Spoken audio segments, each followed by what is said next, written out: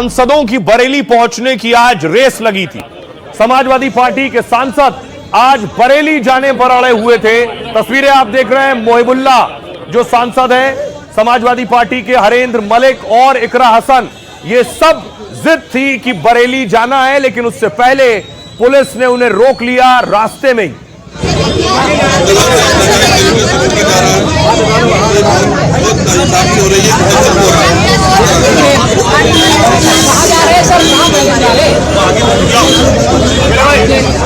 देखिए बैठ गए हैं।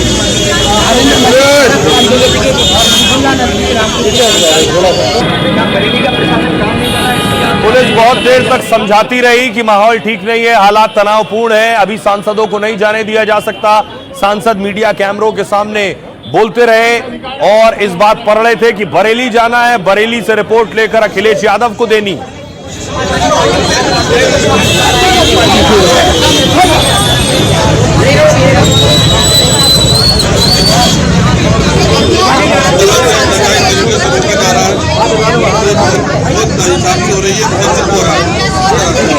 तो सांसद बरेली नहीं पहुंचे, लेकिन बुलडोजर बरेली पहुंच गया। एक साथ 3-3, 4-4 बुलडोजर बरेली पहुंच चुके थे सांसदों के पहुंचने से पहले।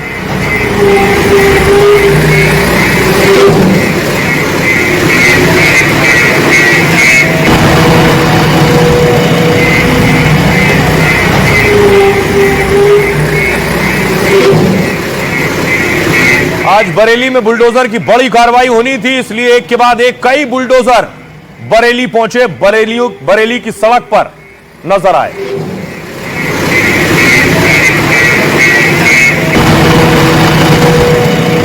वहीं दूसरी तरफ समाजवादी पार्टी के एक और सांसद, संभल के सांसद जियाउर रहमान बर्क को घर पर नजरबंद किया गया, वो भी बरेली जा रहे थे।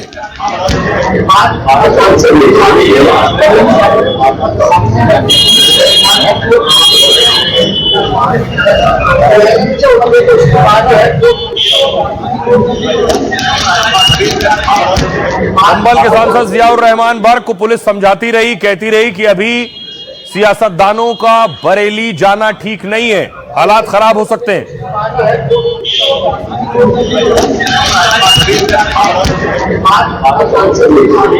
तो सांसद बरेली नहीं गए, लेकिन तौकीर के करीबी के घर हथौड़ा चलने लगा। बरेली की तस्वीरें आप देख रहे हैं। तौकीर रजा के करीबी नफीस के घर हथौड़ा चल रहा है। ये नफीस का पैलेस है।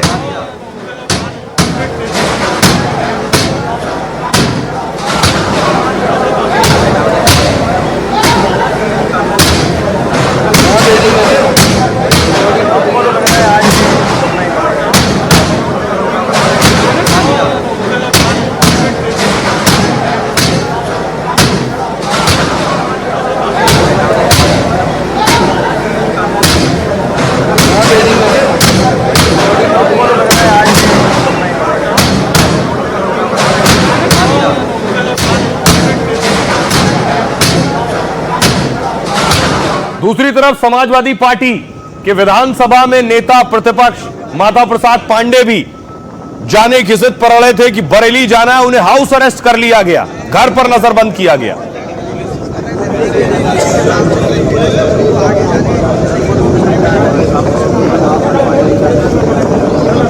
माता प्रसाद पांडे अपनी गाड़ी की तरफ जा रहे थे, पुलिस वालों ने समझाया, उनके आगे हाथ भी जोड़े, तब वो जाकर माने और घर वापस गए। देखिए गाड़ी में बैठने जा रहे थे, पुलिस उन्हें रोक रही थी, एक पुलिस वाला हाथ जोड़ रहा है, फिर वो वापस लौटे।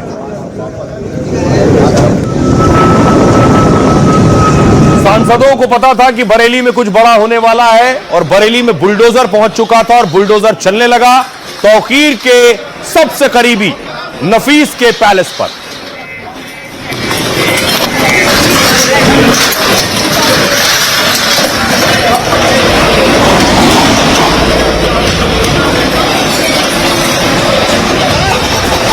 हम लोगों को आप इमरजेंसी लगा करके देश के लोगों का गला घोट रहे हैं। देखिए अनडिक्लेयर्ड इमरजेंसी की तरीके से हमें यहाँ रोका जा रहा है। किस आधार पे हमें रोका जा रहा है हमें समझ में नहीं आ रहा है। मैं इसकी मजम्मत करता हूँ और मैं कड़े शब्दों में निंदा करता हूँ। बरेली जाने से रोका जा रहा है, ये भी असंवैधानिक काम है। बरेली में बवाल क्या हुआ? विपक्ष में मुस्लिम हितैषी दिखने की होड़ लग गई। और नेताओं में बरेली जाने की दौड़ लग गई। कांग्रेस हो या समाजवादी पार्टी, कोई पीछे नहीं रहना चाहता। मुद्दा मुसलमानों का है तो अखिलेश की पार्टी तो बिल्कुल भी रिस्क लेना नहीं चाहती, इसलिए एड़ी चोटी का जोर लगा रही है। एक तो नहीं, नेताओं की पूरी फौज को उतार दिया। जनपद में आना चाहते हैं तो पहले जब वो अपनी अनुमति प्राप्त करेंगे और अनुमति मिलने के पश्चात ही हम चाहेंगे कि वो लोग जनपद में आए, क्योंकि वहाँ पे संवेदनशीलता के मद्देनजर ये जरूरी है। अखिलेश के नेताओं में बरेली जाने की जिद क्या इसलिए है कि कैसे भी करके मुसलमानों को नाराज नहीं होने देना है। शायद इसलिए तो कांग्रेस ने इमरान मसूद और दानिश अली को भेजा, तो उधर अगले ही दिन चंद्रशेखर रावण जाने पर अड़ गए, तो आज समाजवादी पार्टी ने भी इकरा हसन, बर्क और मोहिबुल्ला समेत कई नेताओं को कूच करा दिया, मगर बरेली बवाल पर सियासत का रास्ता मंजिल तक न पहुंचा। बरेली में अमन सुकून है, शांति है, ये लोग अशांति फैलाएंगे। ये चाहते हैं कि जिस तरीके से बरेली को दोबारा संभल बनाना चाहते हैं, मगर हम ये हरगिज हम बरेली को संभल नहीं बनने देंगे। तो मौलाना शहाबुद्दीन कह रहे हैं कि सांसद चले जाते तो वहां माहौल और खराब हो जाता, लेकिन तैयारी क्या थी, क्यों जाना चाहते थे? सपा के करीब 14 नेता बरेली जाने वाले थे। इनमें सपा के 5 सांसद, 2 विधायक भी शामिल थे, जो बरेली में बवाल के बाद पीड़ितों के पास जा रहे थे।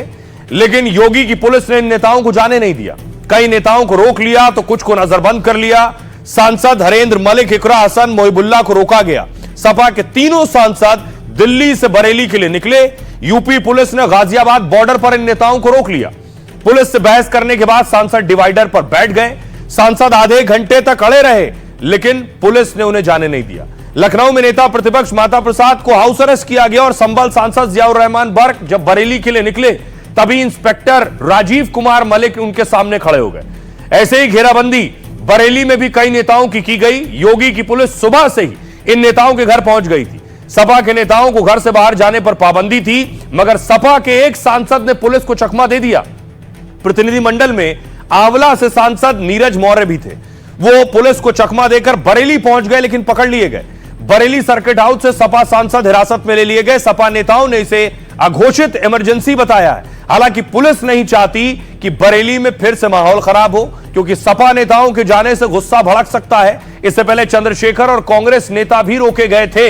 वो तस्वीरें मैं आपको दिखाऊं, जब कांग्रेस के नेता इससे पहले बरेली जाने वाले थे। वो तस्वीर देखिए, इमरान मसूद को उनके घर पर नजरबंद किया गया था।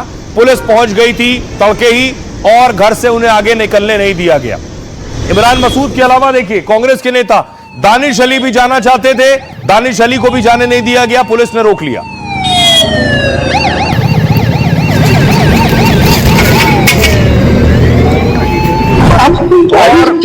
चंद्रशेखर रावण भी जाना चाहते थे।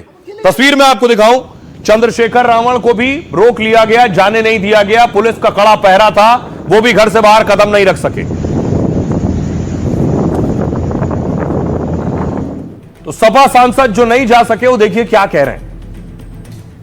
सबसे पहले इकरा हसन कैराना से सपा की सांसद हैं। वो कह रहे हैं यूपी में अघोषित इमरजेंसी जैसे हालात हैं, सरकार डर के कारण हमें रोक रही है। संभल से सपा सांसद जियाउर रहमान बर्क कह रहे हैं जिन लोगों को गिरफ्तार किया उनका दोष क्या है, बेगुनाह लोग जेल में क्यों रहेंगे, सबूत है तो पेश करें। सपा सांसद मुजफ्फरनगर हरेंद्र मलिक कह रहे हैं आप किस कानून के तहत हमें जाने से रोक रहे हैं। नेता विपक्ष कह रहे हैं माता प्रसाद पुलिस ने कानून व्यवस्था की स्थिति बिगाड़ दी है। चंद्रशेखर रावण ने कहा मुसलमानों के साथ गलत नहीं हुआ तो मुझे क्यों रोका गया है। प्रमोद तिवारी कांग्रेस सांसद कह रहे हैं सरकार हर मुद्दे का ध्रुवीकरण करने में लगी है। इमरान मसूद का कहना है मुसलमान पर लाठी डंडा बुलडोजर गोली सब चला रहे हैं। बीजेपी के नेता हैं जम्मू कश्मीर के, इनका नाम है जहां जैब सरवाल। ये कह रहे हैं किसी को धमकाने का योगी को अधिकार नहीं है। जम्मू कश्मीर के मुस्लिम नेता ने इस्तीफे की धमकी दी है। ये बीजेपी के जम्मू कश्मीर के मुस्लिम नेता हैं। आइए अब आपको सुनवाता हूं, सुनिए जरा सियासतदानों को वो क्या कह रहे हैं। अगर वहाँ माहौल खराब करने के लिए नहीं, वहाँ माहौल के स्थिति को जानने के लिए, माहौल को संभालने के लिए जाना चाहते हैं। लोगों के पांव में गोली मार के इनकाउंटर करके इनको अरेस्ट किया जा रहा है। हम इसके सख्त खिलाफ हैं और हम चाहते हैं कि वहाँ पर जाकर के लोगों को पीड़ित परिवारों से मिलकर के एक सही रिपोर्ट बना सके। न प्रदेश से लेना देना, न देश से लेना देना, न समाज से कोई लेना देना है, न सामाजिक समरसता में उनकी कोई निष्ठा भावना है। उनकी भावना सिर्फ वोट बैंक उनका मजबूत कैसे हो, कट्टरपंथा के आधार पर वोट बैंक उनका संरक्षित सुरक्षित रहे, मुस्लिम मतदाता उनके साथ कैसे मजबूती से जुड़ा रहे, इसी के लिए सारे काम कर रहे हैं। और जिस तरीके से हमारे साथ धक्का मुक्की हुई, जैसे हम लोग कोई क्रिमिनल्स हो, हम लोग सभी यूपी के रहतवान हैं, वहाँ के इलेक्टेड रिप्रेजेंटेटिव्स हैं, तो इस तरीके से हमारे साथ पुलिस प्रशासन ने व्यवहार किया। कि ऐसा है कि बरेली का माहौल इन्हीं लोगों ने खराब किया है।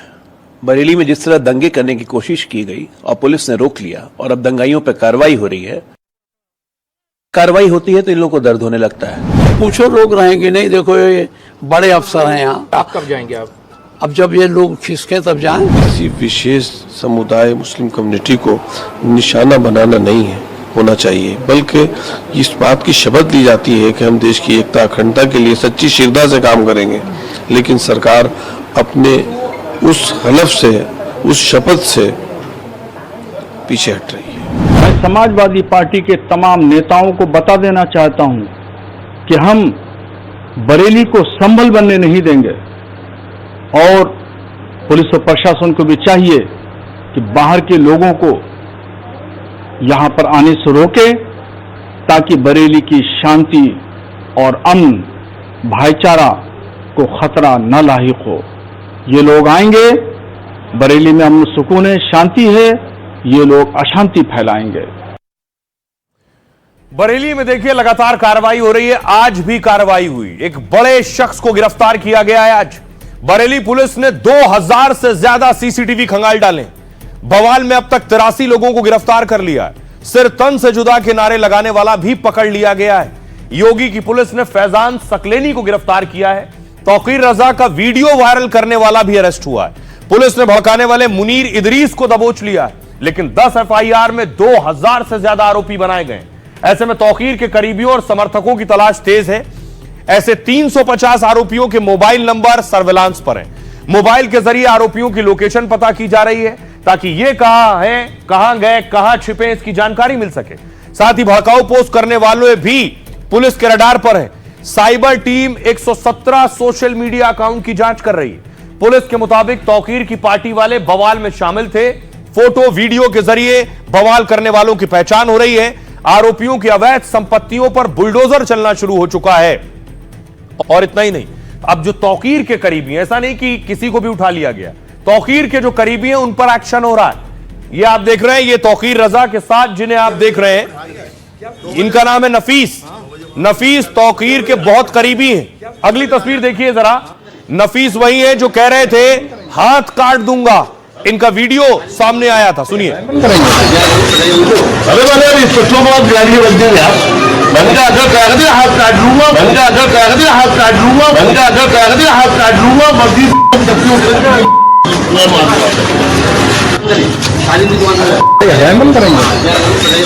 अरे मैंने इंस्पेक्टरों को गाड़ी बन देंगे, मैंने कहा अगर कागज हाथ काट लूंगा, मैंने कहा अगर कागज हाथ काट लूंगा, मैंने कहा अगर कागज हाथ काट लूंगा। तो नफीस कह रहे थे हाथ काट दूंगा। तौकीर के करीबी थे। बरेली में बवाल के भी आरोपी हैं। नफीस की गिरफ्तारी हुई। न सिर्फ नफीस को पुलिस ने गिरफ्तार किया है, तौकीर के साथ जेल भेज दिया है, बल्कि नफीस के पैलेस, बारात घर है नफीस का, इस पैलेस पर आज बुलडोजर पहुंच गया। यहां शादियां होती हैं। इस तरह की बहुत सी संपत्तियां तौकीर के करीबियों की हैं, जिसमें बारात घर, मैरिज हॉल और इस तरह के लॉन्च शामिल हैं। और आज बुलडोजर पहुंचा है। ये नफीस के पैलेस का गेट है, जिस पर आज बुलडोजर चला। दावा यह है कि अवैध निर्माण था और बुलडोजर से कार्रवाई हुई।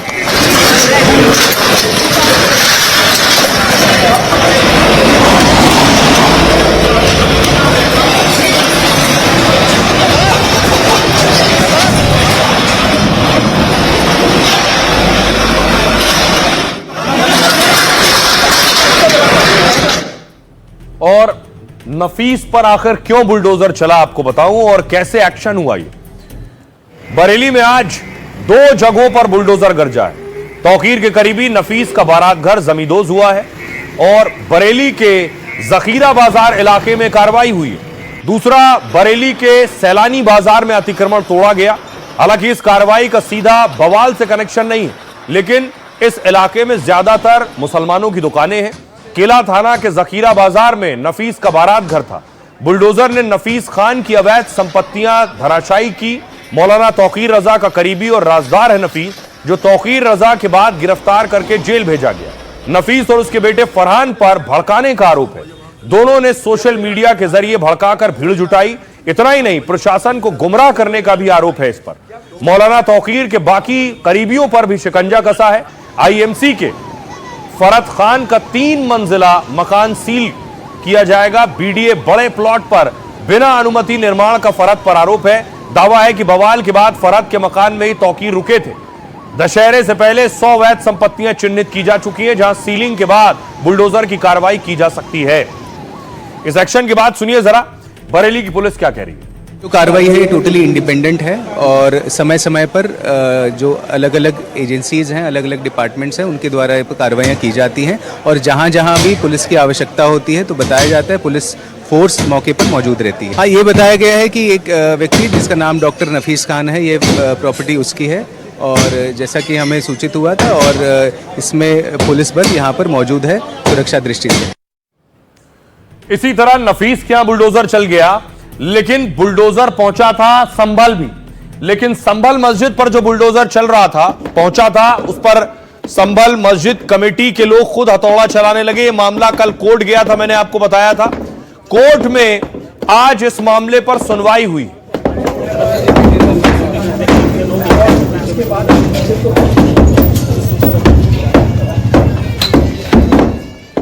आज भी हथौड़ा चल रहा था।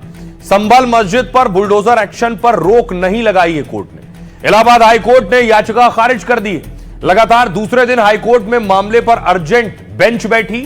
छुट्टी के बावजूद ध्वस्तीकरण पर रोक वाली याचिका पर सुनवाई हुई। याचिकाकर्ता को ट्रायल कोर्ट में अपील करने का निर्देश दिया गया है। मुस्लिम पक्ष के वकील ने सुप्रीम कोर्ट की टिप्पणी का हवाला दिया है, जिसमें कोर्ट ने ध्वस्तीकरण को अंतिम विकल्प माना था।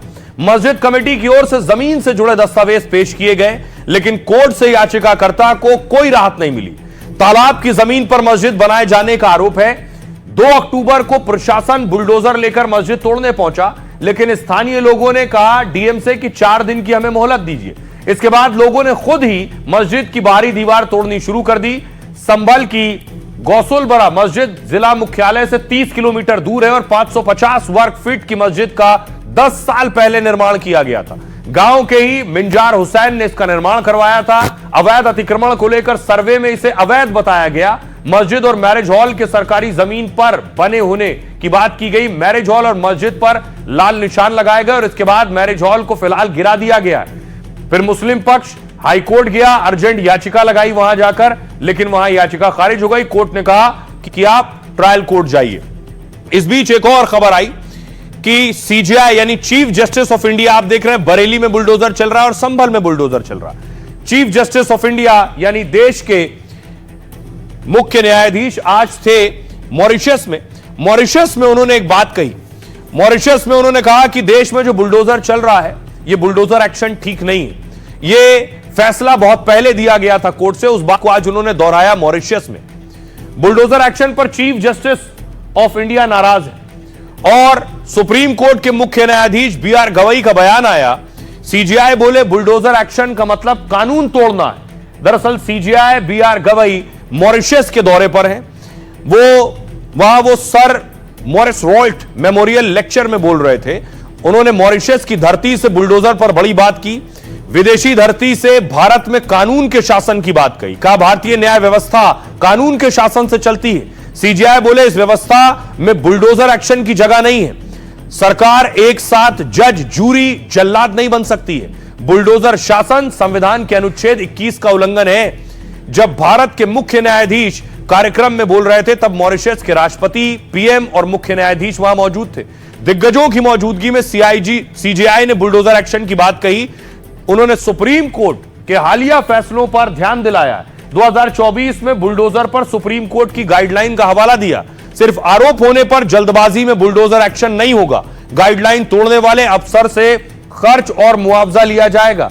यूपी समेत कई सरकारों को बुलडोजर एक्शन पर फटकार लगाई थी। उस वक्त 24 सितंबर को भी सीजेआई गवई ने बुलडोजर एक्शन का विरोध किया था। कहा था बुलडोजर एक्शन के खिलाफ आदेश से बेहद संतुष्टि मिली। एक सदस्य के अपराधी होने का दंड पूरे परिवार को नहीं दे सकते हैं। ये सीजेआई ने कहा था।